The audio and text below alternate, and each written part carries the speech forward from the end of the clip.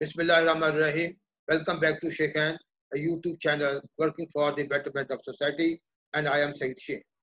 ख़वातीनो हज़रात, अब हमारे दोस्त जो इस चैनल के हैं काफ़ी हमें कहते थे कि जी आपने डॉक्टर्स, प्रोफेशनल्स और उसके बाद वकील हज़रात, फिर मैनेजमेंट, बिजनेस के बारे में बड़ा कुछ कहा है अपने चैनल पे, अभी इनकम टैक्स के बारे में क्यों नहीं कहा, जबकि इनकम टैक्स का सीजन आ गया।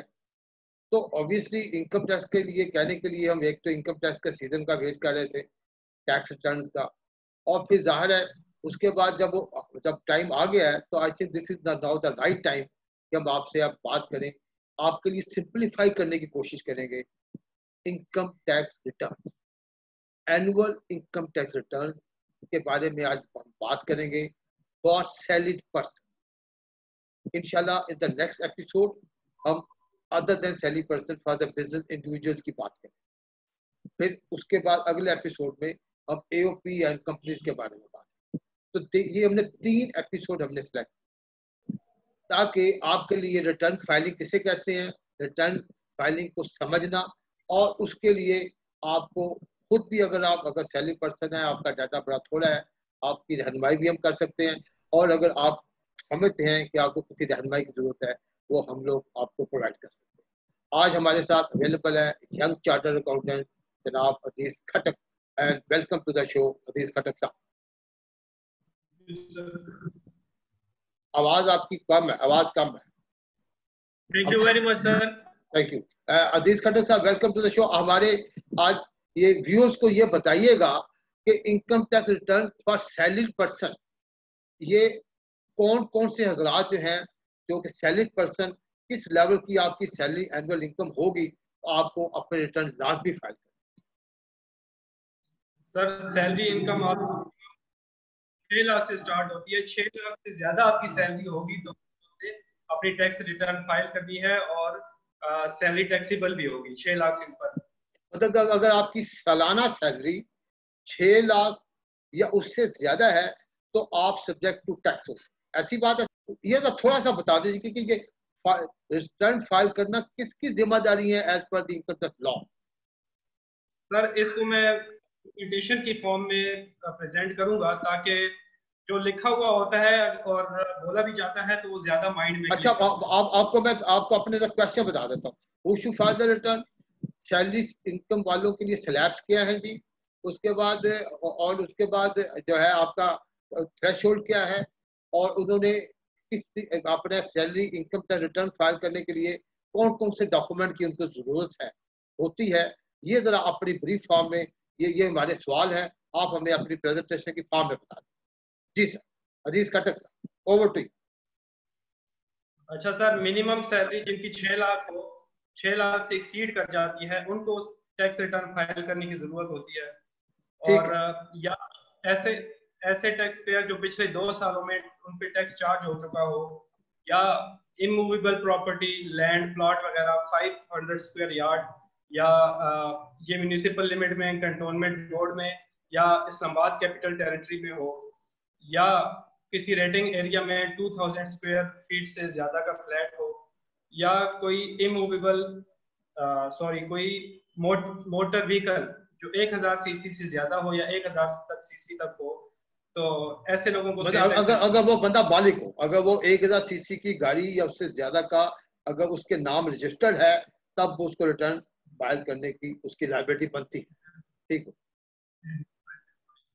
या ऐसे टैक्स पेयर जिन्होंने एनटीएन अपना रजिस्टर करा लिया हो, या एनुअल बिल इनके कमर्शियल इलेक्ट्रिसिटी कनेक्शन हो और एनुअल बिल 5 लाख से एक्सीड करता हो, या किसी professional body, for example I cap हो गया, PMDC, ICM, map, Pakistan engineering council वगैरह, इनके मेंबर हैं, तो इस पे फिर चाहे सैलरी कम है ज्यादा है, इन्होंने रिटर्न फाइल करनी है। ठीक हो, मतलब इन्होंने लाजमी रिटर्न फाइल करनी है अजीज खटक साहब, चाहे उनकी सैलरी जो भी हो। दे आर, अगर उनकी सैलरी फर्ज करें किसी वजह से, किसी रीजन से कोई गैप आ गया किसी साल, और देखिए रखो आई कैप के, आईसीएमए के मेंबर हैं एज ए प्रोफेशनल इस बॉडी के, और या बार के मेंबर हैं, उन्होंने अपनी रिटर्न लाजमी फाइल। ठीक है जी बिल्कुल सारे फाइल करनी है।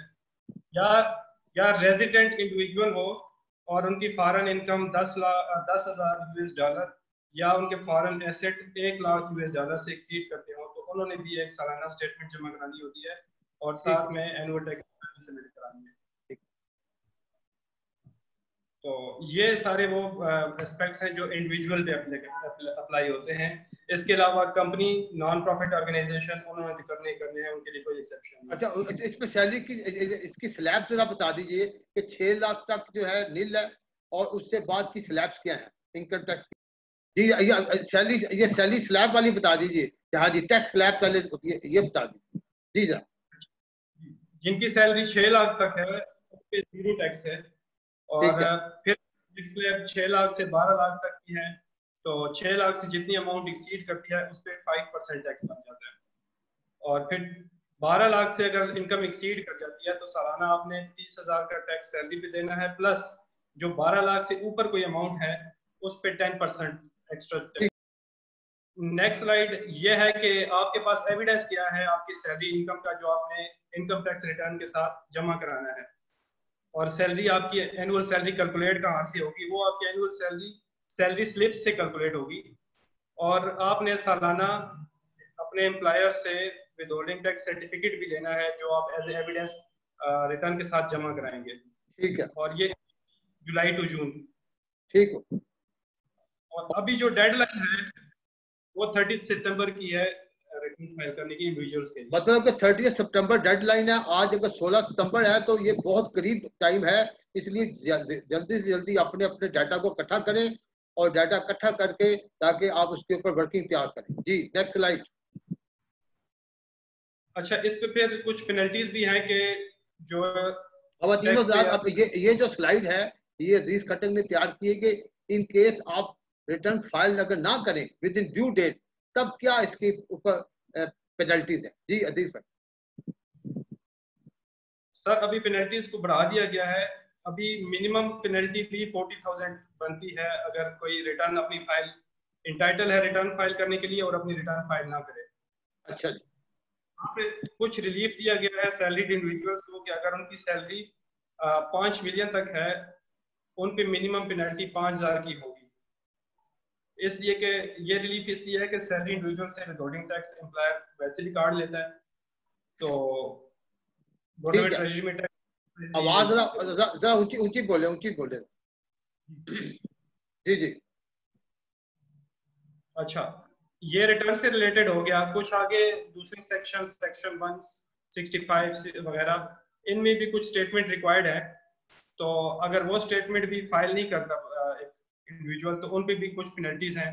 फिर आगे वेल्थ स्टेटमेंट और वेल्थ रिकंसिलिएशन स्टेटमेंट, उन पे भी पेनल्टीज हैं और उन पे 0.1% टैक्सेबल इनकम या 1 लाख जो हायर पेनल्टी होगी वो उस पे एप्लीकेबल होगी। और इसके अलावा जो हमारी लास्ट डेट आपने बता दिया 30 सितंबर है, और सैलरीड पर्सन के लिए आपने ये भी बता दिया कि आपको अपने प्लान का सर्टिफिकेट साथ लेना पड़ेगा, और उसने जो आपका सर्टिफिकेट ले, salary certificate and the withholding tax deducted certificate, ये भी आपने लेना है।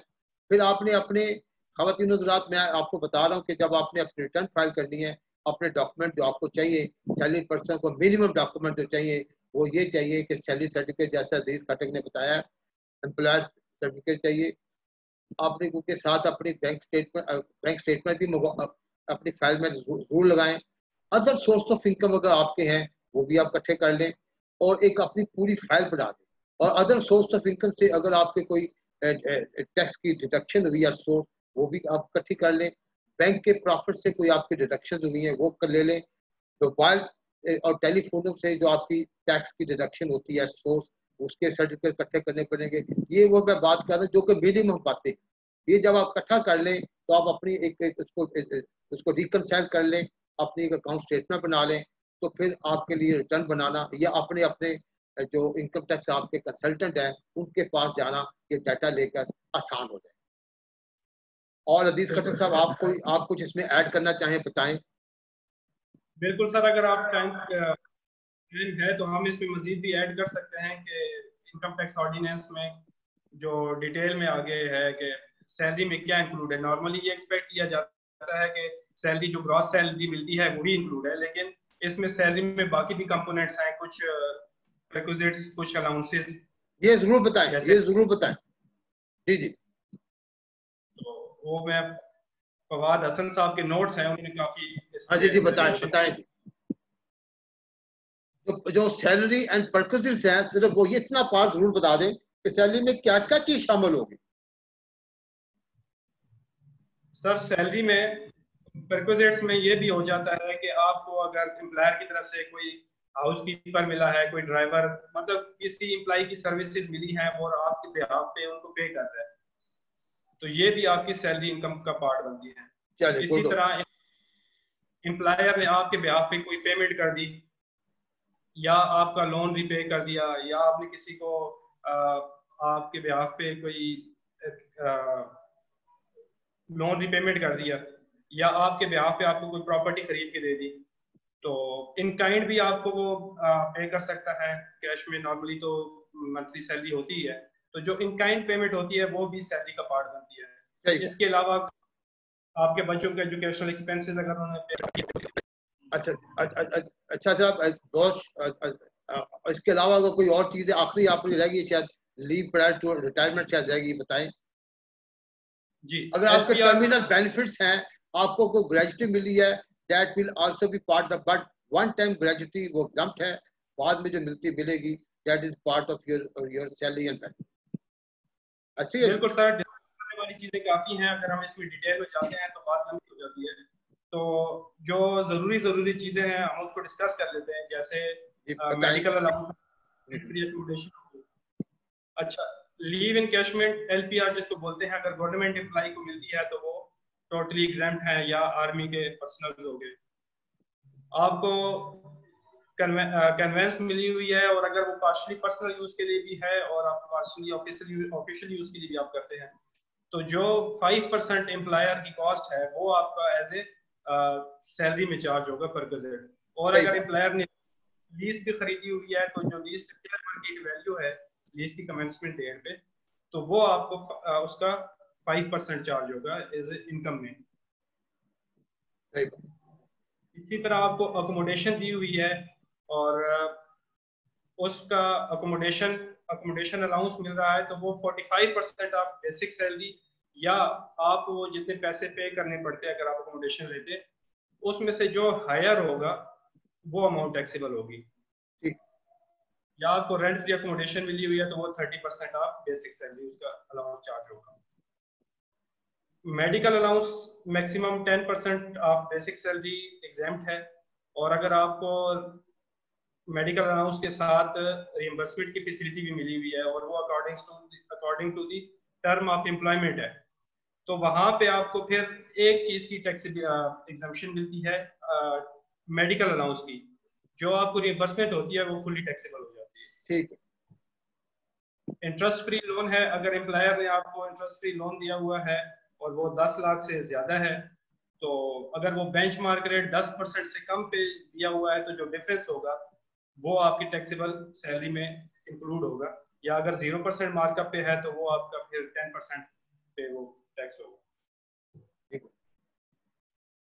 प्रॉफिट इन लिeu ऑफ सैलरी का टर्म यूज होती है, ये नॉर्मली गोल्डन हैंडशेक, या आप कोई नई एम्प्लॉयमेंट एक्सेप्ट करते हैं, वो शुरू में आपको कुछ पैसे देते हैं, ये सारा उसमें इंक्लूड होता है। तो उसमें ऑप्शन होती है कि नॉर्मल तरीके से उसको सैलरी में इंक्लूड करके आप टैक्स कर सकते हैं, या इसको पिछले 3 साल के एवरेज टैक्स रेट पे टैक्स कर सकते हैं। ये ऑप्शन है टैक्स पेयर के पास। एम्प्लॉय शेयर स्कीम है, इसको छोड़ देते हैं। अच्छा, सैलरी इनकम के अगेंस्ट कोई डिडक्शन अलाउड नहीं है। ठीक है, ठीक है, इनकम के अगेंस्ट होती है लेकिन। Thank you very much, Aziz Khattak Saab, for sharing very useful information with our views. ख़वातीन और हज़रात को टाइम की लिमिट होती है, इसलिए हम इसको यहाँ पे कंक्लूड करते हैं, और साथ आपको ये बता दें कि इनकम टैक्स रिटर्न फाइल करना, जिसकी दो पीपल हु आर लायबल, ये आपका कौमी फरीज़ा भी है, ये आपकी लीगल ड्यूटी। और आज हमने इनकम फ्रॉम सैलरी और या सैलरी पर्सन के बारे में तफसीलात जानी। अजीज खट्टक साहब ने काफ़ी तफसील से कि सैलरी डिफाइन किसे, मतलब कि salary and perks and benefit में क्या क्या शामिल है, फिर एक रिटर्न फाइल करने के लिए सैलरी पर्सन को क्या क्या डॉक्यूमेंट चाहिए, ये हमने आपसे आज हमने डिस्कस किया है। और तफसीलात तो बहुत हैं, अगर आपको कोई सवाल जवाब हो, ये ऊपर एक स्क्रीन पे नंबर आ रहा है व्हाट्सएप का, आप हमसे बात कर सकते हैं, पूछ सकते हैं अजीज खट्टर साहब, और हम लोग आपको उसका रिस्पॉन्ड करेंगे। और इंशाल्लाह ताला ऐसे ही नेक्स्ट एपिसोड में इनकम टैक्स का आज हमारा फर्स्ट एपिसोड था, ऐसे ही जैसे मैंने पहले बताया और एपिसोड आएंगे, ताकि हम आपको उसकी इंफॉर्मेशन और आपको बारे में उसकी मज़ीद तफसीलात रिटर्न फाइलिंग के बारे में आपको बता सकें। और फाइलर बहुत अहम, फाइलर बनना बहुत अहम, उसके बहुत फायदे, और नॉन फाइलर के काफ़ी अब तो फाइनेंशियल लॉसेस काफ़ी होने शुरू हो गए हैं। अगर इसकी तफसीलात हम अगले एक एपिसोड में करेंगे, filer and non. Thank you very much Aziz Khattar sahab for coming to our show, and thank you very much ladies and gentleman. इंशाल्लाह मुलाकात होगी अगले एपिसोड में। अस्सलाम।